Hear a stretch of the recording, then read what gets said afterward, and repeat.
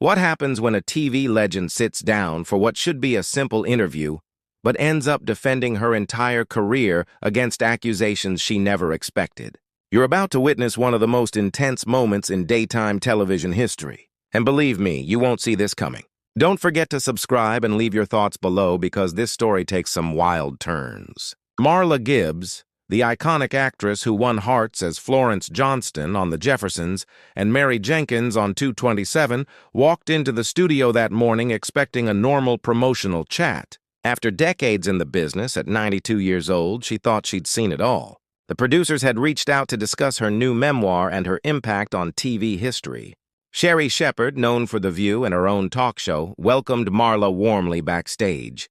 They chatted about their shared industry experiences, with Sherri expressing admiration for Marla's trailblazing work. Everything felt pleasant as they stepped onto the set, where the audience cheered with excitement to meet a living legend.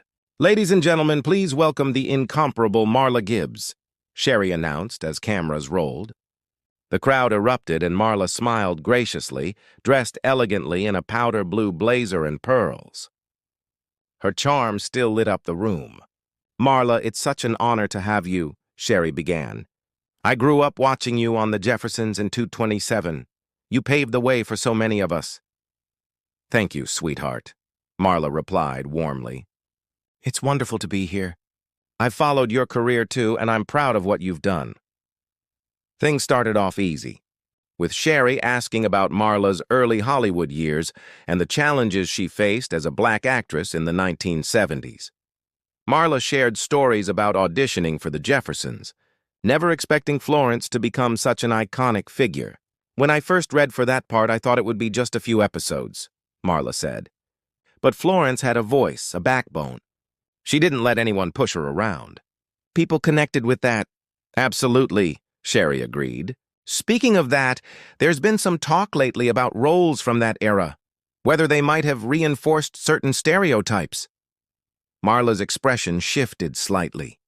She'd heard questions like this before. "That's an important discussion," she said carefully. "But we need to remember the time and what we were trying to do." Sherri leaned forward. "But don't you think Florence, as the outspoken maid, still played into those stereotypes about black women, the sharp-tongued servant, always working for white families?" The audience grew quiet. Marla straightened in her seat. "I think that's oversimplifying," she said calmly. "Florence wasn't just a maid. She was bold, witty, and proud. She demanded respect and never lost her dignity. She was more than a stereotype." "But she was still serving a white family," Sherri pressed. "Didn't that send a mixed message when that was one of the few portrayals of black women on TV?" Marla's jaw tightened. She'd defended her work for years, but this felt personal. "Florence was never subservient," Marla said firmly. "If you watched closely, she was often the smartest person in the room. She delivered the best lines. She made people laugh while showing strength." "For who, though?" Sherri countered. "For white audiences who got to feel good watching a sassy maid without addressing real issues?" The tension was thick now. Marla's publicist shifted uneasily in the front row. "I'm beginning to wonder if you actually watch those shows," Marla said, her tone sharp but controlled. "If you had, you'd know Florence was groundbreaking. She had humor, humanity, and power." "Revolutionary?" Sherri repeated skeptically. "A maid character?" That single word, maid, landed like a blow. "You clearly don't understand what it was like then," Marla said, her voice trembling slightly but full of conviction. "You don't know what we faced, what it meant to even be seen." The room felt charged. What had started as a tribute was now turning combative. "I do understand," Sherri said, her voice rising. "My grandmother was a domestic worker. My great-aunt cleaned white people's homes. So when I see Florence joking while cleaning up after the Jeffersons, it hits differently." "Then you should understand why Florence mattered," Marla shot back. "Your grandmother deserved to see herself shown with humor and pride. Florence gave that. Or maybe she just made people comfortable with inequality," Sherri replied, her tone cutting. Maybe the laughs distracted from the truth. The silence in the studio was heavy. "You're viewing yesterday through today's lens," Marla said steadily. "We worked with what we had. We made limited roles meaningful. We gave them heart." "The heart of the show?" Sherri asked skeptically. You were the help making jokes about your bosses. That accusation hung in the air. Marla stared at her, hurt flashing in her eyes. Have you even watched a full episode recently? Marla asked. Sherri hesitated. I've seen enough. That's not what I asked, Marla pressed. Have you seen Florence stand up to George Jefferson? Have you seen her storylines, her depth? If not, then you're doing exactly what critics did back then, reducing her to a label. Sherri's posture stiffened.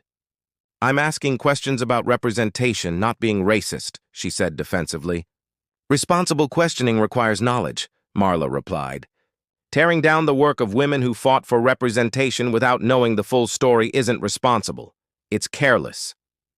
The audience watched, captivated. Some nodded with Marla, others seemed torn. I understand more than you think, Sherri insisted. Our ancestors took imperfect roles because they had no choice. But we have to face what those roles meant. Sherri, I'm not your ancestor, Marla said softly but firmly. I'm right here. I made choices that opened doors for people like you. I didn't mean you didn't have to, Marla interrupted. You're treating my work like something to apologize for. I won't do that. I'm proud of Florence and Mary Jenkins. What did they represent? Sherri asked. They represented women who refused invisibility, Marla said, her tone full of fire. They showed wit, strength, and humanity. They gave working black women dignity. But they were still servants, Sherri said. And what's wrong with honest work? Marla demanded, her voice rising. My mother was a domestic worker. Are you saying her life wasn't worth respect? That personal revelation silenced the room. That's not what I'm saying, Sherri murmured. Then what are you saying? Marla pressed. Because it sounds like you're ashamed of working people, the very people Florence gave a voice to. The atmosphere shifted completely. Sherri looked uneasy. I'm not ashamed, she said. I'm just questioning whether those portrayals helped us. They did, Marla replied. Florence and Mary were loved. People saw themselves in them. Who are you speaking for when you dismiss that? Sherri paused. For those who wanted more. Of course we wanted more, Marla said.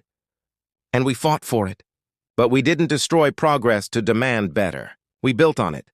I'm not tearing anything down, Sherri protested. Really? Because it sounds like you're calling my life's work harmful, Marla replied. Honest talk is fine, but this feels like a trial. You've already judged me guilty. The crowd was completely silent now. What's not fair, Marla continued, is inviting me to celebrate my career and ambushing me with accusations, reducing decades of work to online talking points. I didn't get this from social media, Sherri snapped. Then from where? Marla demanded. Because it's not from truly understanding my work. Sherri took a breath. It's from my own experience, from seeing my grandmother in those characters and feeling embarrassed. Marla's voice softened slightly. Your embarrassment wasn't about my characters. It was about how the world treated real women like them. Don't blame the characters for society's failings. Sherri stayed quiet. You've spent this whole interview questioning my legacy, Marla continued. You haven't even watched the full shows you're criticizing. Let me tell you what dignity is. It's turning a limited role into something unforgettable. It's opening doors instead of closing them. I never said you didn't open doors, Sherri said weakly. You didn't need to, Marla replied. Your approach said it all. The studio was frozen. You have a platform, Marla said finally. You could honor the women who came before. Instead, you're using it to tear them down. That's not what I'm doing, Sherri protested, but her voice faltered. Then what would you call it? Marla asked. Because it looks like you invited me here to look progressive at my expense. The color drained from Sherri's face. I never meant to attack you.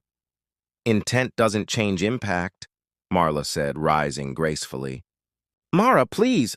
No, Marla interrupted, unclipping her mic. What I've learned is you'd rather critique the past than learn from it. She looked directly into the camera. To everyone who found strength in Florence and Mary Jenkins, thank you. You understood what we were trying to do. Your love means everything. Then, turning to Sherri, she added, next time you want to talk about legacy, maybe do your homework. Watch the shows, learn the history, and show respect to the women who built the road you're walking on. With that, Marla Gibbs walked off the set, head high, leaving behind a stunned audience, a speechless host, and one of the most unforgettable moments in daytime television. The cameras kept rolling as Sherri sat motionless, staring at the empty chair where a legend had sat moments before. What began as a tribute had become a generational reckoning. What do you think? Was Sherri right to challenge the past, or did she cross the line? Share your thoughts below, and don't forget to subscribe for more powerful stories from the world of entertainment.